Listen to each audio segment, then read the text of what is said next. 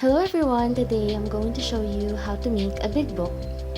Kailangan nyo lang ng cartolina, coloring materials, depende kung anong komportable nyong gamitin. In this case, I'm going to use watercolor pencils and some crayons. Pwede rin kayong gumamit ng oil pastel or poster paints. Gagamit din ako ng markers, staplers, brushes, and scissors. So first step is kailangan i-construct nyo yung big book itself.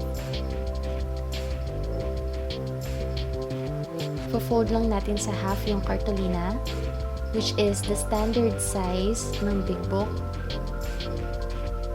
At gagamit ako ng ruler or any hard material para i-press down yung sides.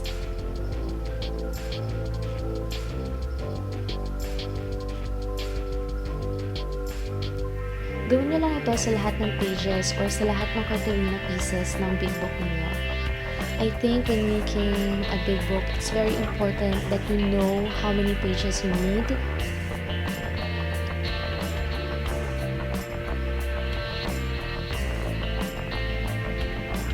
Just remember that the number of lines per page differs for every grade level.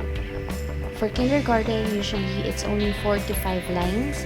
For grades 1 and 2, it's 4 to 8 lines, and grade 3, 8 to 10 lines.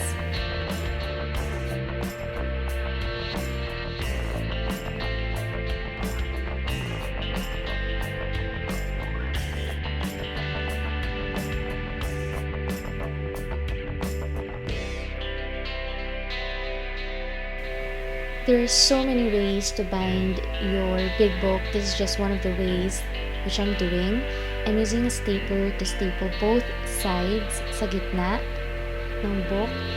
This method will only work if you only have 2 to 3 pages or 2 to 3 cartolinas. But if you have more, baka hindi kayanin yung stapler, so you might need to use a different method.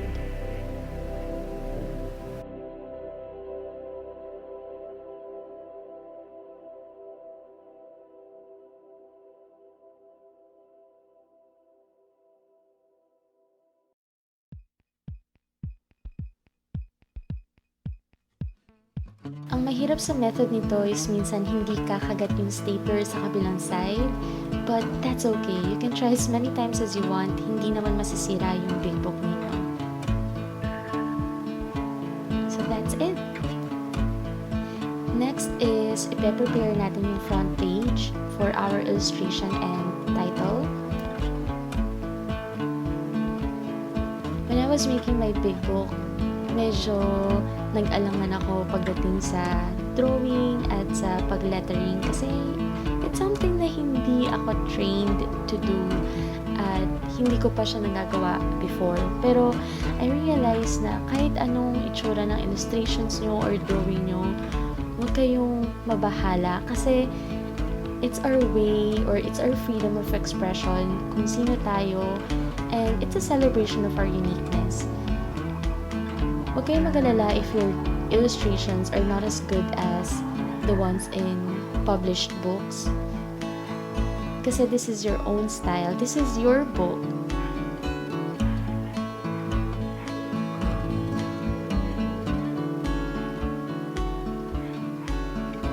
So here I'm just activating my watercolor pencils with some water.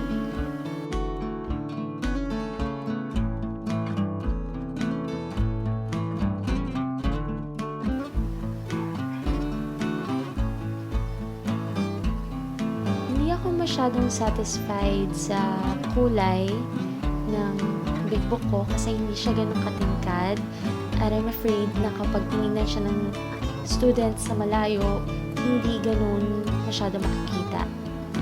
But that's okay. I'm just so excited to share this with you guys, kaya video ko na siya kahit hindi pa finish yung colors. So that's it. One thing to remember sa illustrations is yung picture ratio. 70% of the page should consist pictures and 30% should consist of words. Thank you so much for watching and good luck!